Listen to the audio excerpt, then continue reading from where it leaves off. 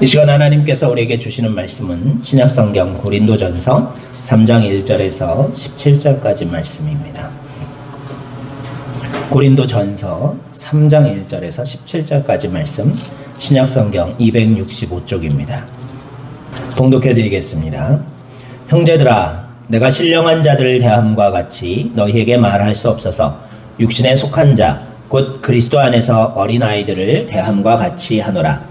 내가 너희를 젖으로 먹이고 밥으로 아니하였노니 이는 너희가 감당하지 못하였음이거니와 지금도 못하리라. 너희는 아직도 육신에 속한 자로다. 너희 가운데 시기와 분쟁이 있으니 어찌 육신에 속하여 사람을 따라 행함이 아니리요. 어떤 이는 말하되 나는 바울에게라 하고 다른 이는 나는 아볼로에게라 하니 너희가 육의 사람이 아니리요. 그런즉 아볼로는 무엇이며 바울은 무엇이냐? 그들은 주께서 각각 주신 대로 너희로 하여금 믿게 한 사역자들이니라. 나는 심었고 아볼로는 물을 주었으되 오직 하나님께서 자라나게 하셨나니 그런즉 심는 이나 물 주는 이는 아무것도 아니로되 오직 자라게 하시는 이는 하나님뿐이니라. 심는 이와 물 주는 이는 한 가지이나 각각 자기가 일한 대로 자기의 상을 받으리라. 우리는 하나님의 동역자들이요 너희는 하나님의 밭이요 하나님의 집이니라.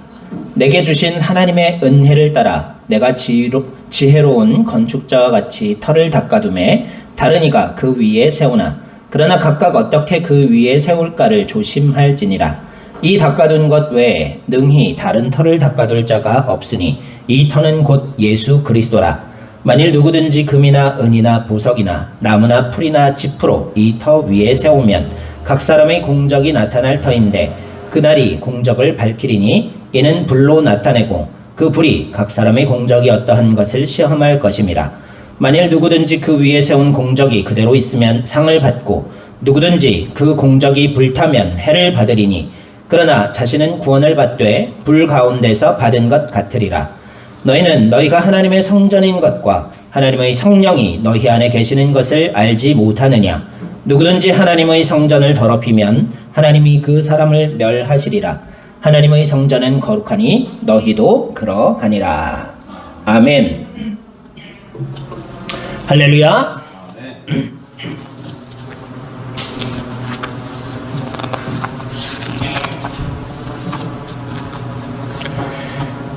사람들이 흔히 인생을 건축에 비유하곤 합니다. 성경 또한 우리 성도들 가리켜 하나님의 집을 짓는 건축자라고 부릅니다.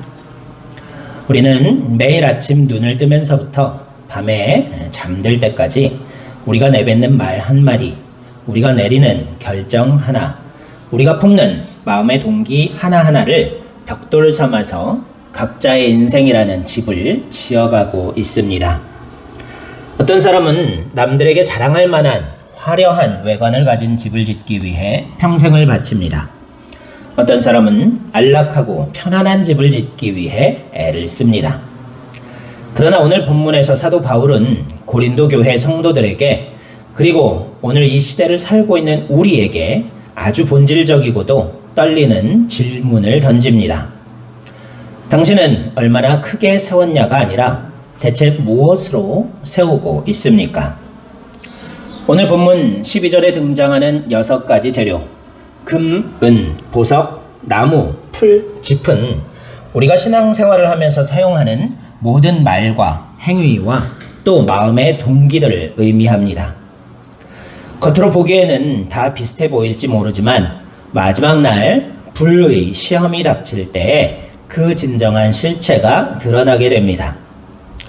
오늘 이 시간 우리가 인생의 기초를 다시 점검하고 영원을 견뎌낼 수 있는 지혜로운 건축자가 되시기를 주님의 이름으로 축원합니다.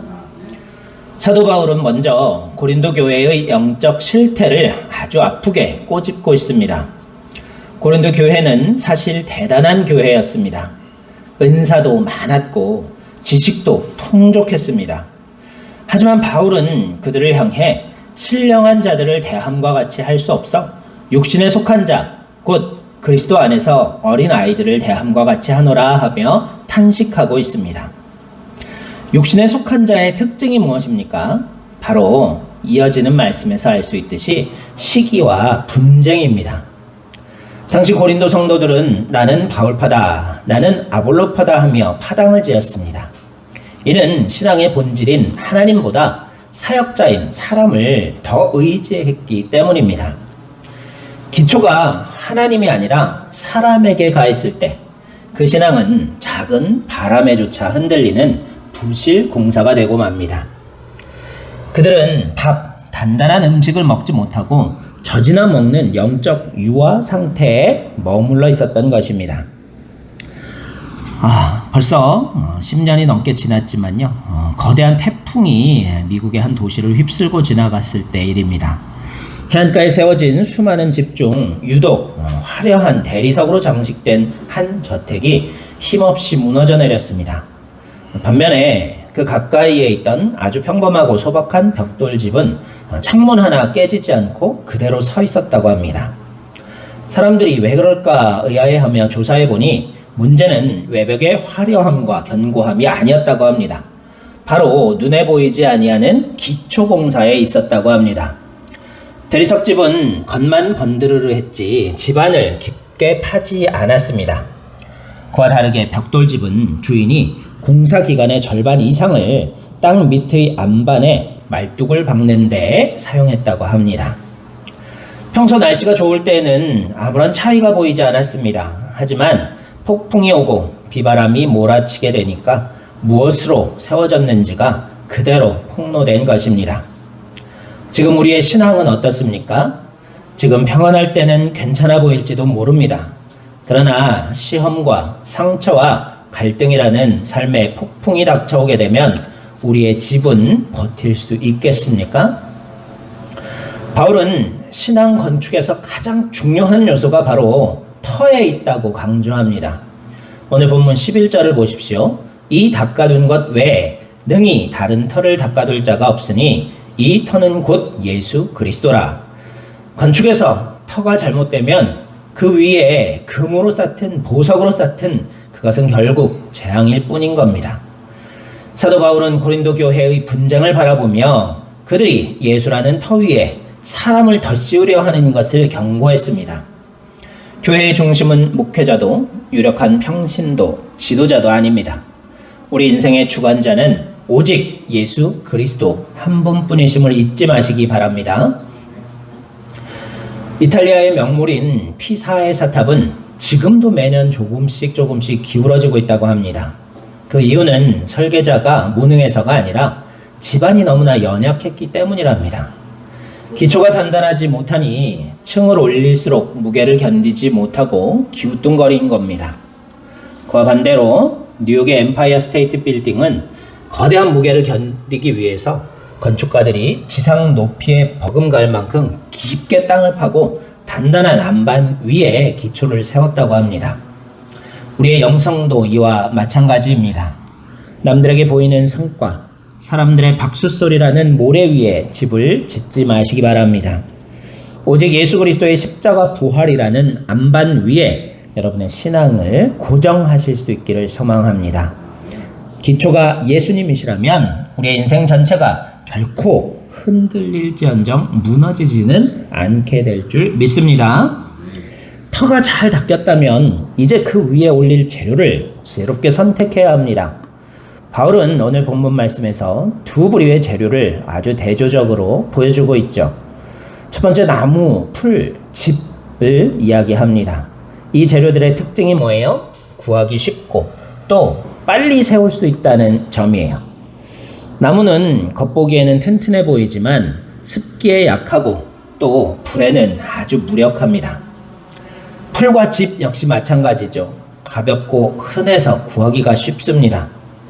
수고 없이도 순식간에 높이 쌓아 올릴 수가 있습니다. 이것은 우리 신앙생활의 가짜 열심을 상징합니다. 사람에게 보이기 위한 봉사, 내 만족을 위한 경건, 뿌리 깊지 못한 감정적인 열심입니다. 지프로 만든 집은 빨리 완성됩니다. 당장은 성과가 커 보입니다. 그러나 거기에는 무게감이 없습니다. 환경이 조금만 바뀌어도 날아가 버리고 고난에 불이 닥치면 한 줌의 재도 남지 않습니다. 이와 달리 금은, 보석은 가치 있고 견고한 것들이죠. 이러한 재료들은 구하기가 어렵고 또 얻기 위해서 정년 과정이라는 아주 많은 노력이 필요해요. 그러나 이런 재료들은 불에 타지 않는다는 공통점이 또한 있습니다. 금은 하나님의 신성한 성품과 변하지 아니하는 성도의 믿음을 상징합니다. 불 속에 들어갈수록 불순물이 빠져나가고 더 빛나는 정금 같은 신앙을 상징합니다. 은은 십자가의 구속과 성결을 상징하는 금속입니다. 내 죄를 날마다 씻어내며 주님의 보혈을 의지하는 정결한 신앙의 상징입니다. 보석은 오랜 시간 동안 땅속에서 고압과 고온을 견디며 그리고 깎이고 다듬어진 성숙한 인격을 상징합니다. 이러한 재료들로 집을 짓는 것은 힘들고 어려운 일입니다. 금과 보석을 얻으려면 광산 깊은 곳까지 내려가야 합니다. 기도의 눈물이 필요하고 내 자존심을 깎아내는 아픔이 따르며 당장 눈에 보이는 화려함이 없을 수도 있습니다. 그러나 진짜 믿음에는 반드시 대가가 따릅니다.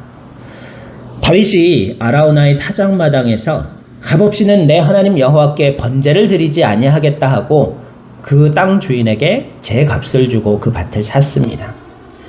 다윗의 이러한 고백처럼 우리의 헌신에는 나의 희생이라는 값진 재료가 담겨야 할 줄로 믿습니다. 우리가 지은 집은 반드시 준공 검사를 받게 됩니다. 본문 13절은 그 방법이 불이라고 말씀합니다. 그날이 공적을 밝히리니 이는 불로 나타내고 불이 각 사람의 공적이 어떠한 것을 시험할 것임이라. 하나님 앞에 서는 날 우리가 이 땅에서 행했던 모든 수고는 하나님의 거룩한 공의의 불 속을 지나게 될 것입니다. 그날에는 우리가 얼마나 큰 교회를 다녔는지 얼마나 높은 직분을 가졌는지가 전혀 중요하지 않습니다. 오직 어떤 마음으로 무엇을 행했는가 하는 질이 결정적인 요소일 줄 믿습니다. 1666년 런던 대화재 당시 도심 전체가 잿더미가 되었다고 합니다. 당시 집들은 대부분 나무와 짚으로 지어져서 불길을 이길 수 없었습니다.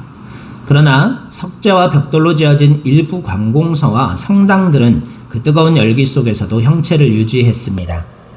우리 인생에도 불이 닥칠 수 있습니다. 죽음이라는 불, 심판이라는 불입니다. 그때 우리가 평생 쌓아온 것이 순식간에 재가 되어 날아가 버린다면 그보다 허망한 일이 어디에 있겠습니까? 반대로 어떤 사람은 세상에서는 무명했으나 그가 행한 작은 사랑과 눈물의 기도가 금과 보석이 되어 영원히 빛나게 될 것입니다. 오늘 본문 14절과 15절은 두 종류의 결말을 보여주고 있습니다. 어떤 사람은 세운 공적이 그대로 남아서 기쁨으로 상을 받습니다. 그러나 어떤 사람은 모든 공적이 타버려서 해를 입습니다. 15절 말씀은 충격적인 표현을 사용합니다. 구원을 받되 불 가운데에서 받은 것 같으리라는 말씀이에요. 이것을 우리는 부끄러운 구원이라고 부릅니다. 불이 난 집에서 잠옷바람으로 몸만 겨우 빠져나온 것 같은 상태입니다. 구원은 받았으나 하나님 앞에 내놓을 열매가 하나도 없는 상태입니다. 평생 주님을 믿는다고 수고했는데 막상 주님 앞에 서니 남는 것이 하나도 없는 인생, 얼마나 안타까운 모습이겠습니까? 방황하던 한 청년이 있었습니다.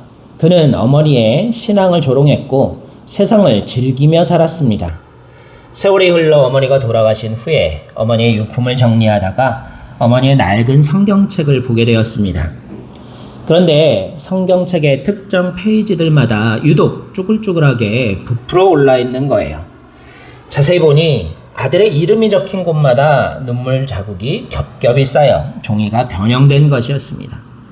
어머니는 세상의 눈으로 볼 때 초라한 노인이었지만 하나님께서 보시기에 그 눈물의 기도는 불타 없어질 집더미가 아니라 하늘 창고에 쌓인 가장 찬란한 보석이었습니다. 결국 그 보석 같은 기도가 아들을 변화시키고 그를 주님의 종으로 세웠습니다. 우리는 모두 인생이라는 집을 짓고 있습니다. 지금 우리의 손에는 어떤 재료가 들려 있습니까? 지금 우리의 입술에는 어떠한 재료들이 담겨 있습니까? 나무와 짚은 빠르고 편합니다. 고생할 필요도 없습니다. 사람들의 박수도 금방 이끌어낼 수 있습니다. 하지만 그것은 영원을 견디지는 못합니다. 금과 은과 보석은 값이 아주 비쌉니다. 그것을 구하기 위해 시간도 오래 걸리고 아무도 몰라주는 고독한 헌신이 필요합니다.